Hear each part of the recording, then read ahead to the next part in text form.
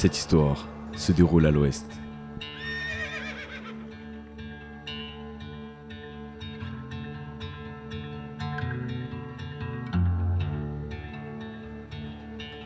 Enfin, à l'ouest de l'ouest.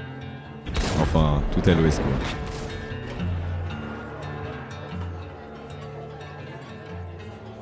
Cette histoire se passe dans le village désert de Salty Town. La seule animation de ce coin paumé était le saloon. L'établissement était fréquenté par des criminels, des hors-la-loi, des bandits. Bref, toutes les raclures de l'Ouest. Hé les mecs! Ha! Ça vous rappelle pas quelque chose cette musique au piano? Comment l'oublier? C'est qu'on avait braqué 2 banques sans se faire cramer. Sur le comptoir, le whisky collait à flot. Eh les gars, je propose un truc. Celui qui raconte la meilleure anecdote remporte la somme qui est sur la table. Pourquoi pas, je vais remporter le jackpot de toute manière. Tous les cow-boys en avaient vécu des aventures. Et chacun avait plein d'histoires à raconter. Écoutez bien mon histoire. C'est celle de 3 desperados perdus au milieu de la forêt canadienne.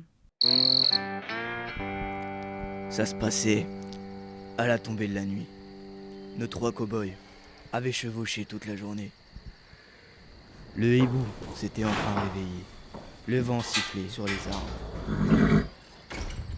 Et hors-la-loi pourraient enfin se reposer dans la cabane des trappeurs.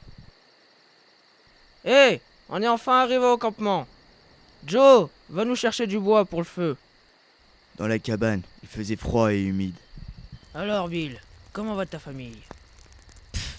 Ma famille, ça fait bien longtemps que je l'ai pas vue. Mais ma mère se porte bien. Au fur et à mesure que le bois prenait, l'ambiance dans la cabane se réchauffait. La dernière fois, je suis allé à la chasse. J'ai chassé un gibier, 120 kilos. Arrête Bill, on le croit pas, t'es vraiment très nul à la chasse. C'est vrai que je suis pas très bon à la chasse. Mais j'ai toujours des madeleines sur moi. Qui en veut une? Dehors, la fumée qui s'élevait lentement de la cheminée attira l'attention des Indiens. Ours fulgurant, pas content de voir visage pâle sur territoire. Le peau rouge s'approchait doucement de la fenêtre de la cabane. Visage pâle, quittez le territoire. Sinon, ours fulgurant déchaînera sa colère. Ha ha! Vous entendez ça les gars? Il nous demande de partir. C'est à nous de décider quand on... L'Indien venait de tirer une flèche sur Will en plein cœur. L'Indien n'avait pas eu le temps de remettre sa main dans le carquois que... Je déteste qu'on me dérange quand je mange une madeleine. Après avoir enterré Will et Ours fulgurant, Bill retourna au camp et s'enfila tout le paquet de madeleines. Dans le saloon régnait le silence. Tout le monde était captivé par le récit des hommes. Tout le monde, sauf une. De toute façon, c'est toujours pareil leurs histoires. Alors, une femme demandait l'attention. Eh ben, justement, j'ai une histoire à raconter. Mon histoire commence sur des coups de pelle. On venait de creuser un long tunnel.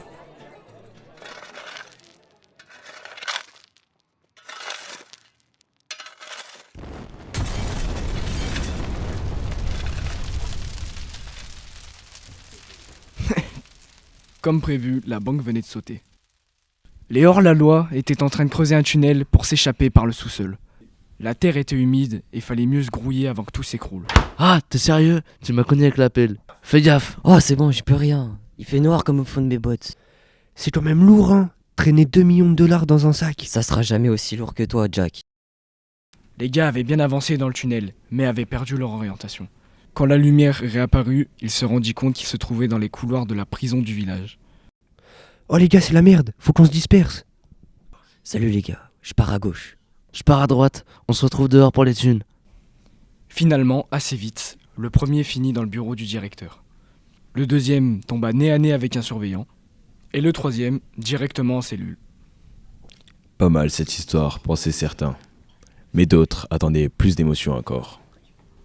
C'était le 13 novembre 1895. C'était un lundi, je crois. Sous un soleil de plomb, la chaleur était étouffante. À part des vautours, il n'y avait personne sur la place du village.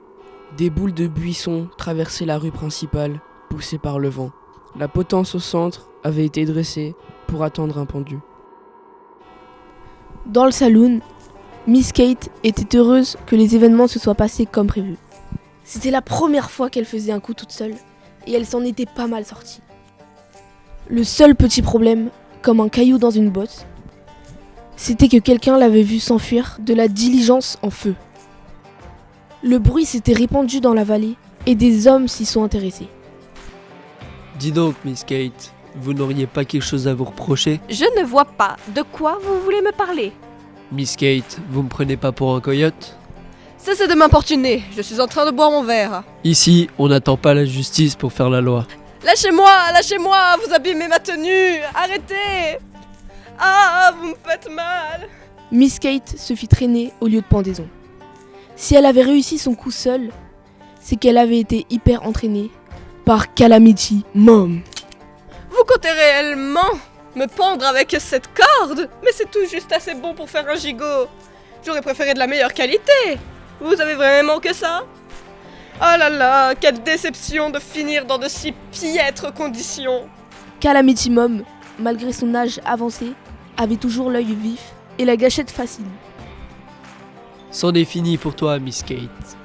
Et c'est pas une grande perte pour l'humanité. Il ne m'a pas pendu. Comme d'habitude, je m'en sors toujours. À mon avis, il ne faut jamais chercher de noises à Calamity Mom. Tout le monde dans le bar pensait que son histoire était la meilleure. Oh, c'est quand même moi qui ai tué le chef des Sioux. On s'en fout du chef des Sioux, moi j'ai braqué une banque. 5000 $ par tête. Ouais, arrête, j'en suis sûr que t'as volé que $2. Et moi, j'ai chassé plus de 50 bisons d'un coup. Moi j'ai piqué leur botte aux chercheurs d'or. Moi j'ai quand même tué le chef des Sioux, hein. J'ai quand même échappé à une pendaison, moi, bande de gros nuls. Comme d'habitude à Salty Town, les esprits se chauffaient assez vite. Quoi? C'est toi, tu nous as traités de gros nuls. Et tiens, celle-là, elle est nulle.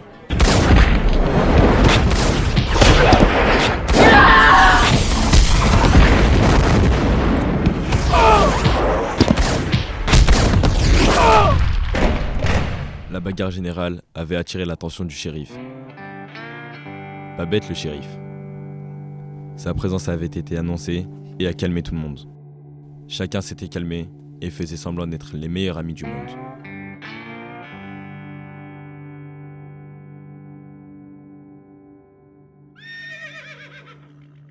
Et pour trancher sur le concours d'anecdotes, le shérif décida de coffrer les 3 bandits. Bien joué, shérif. 5000 $ de prime en un coup et sans rien faire. Ça, c'est du boulot.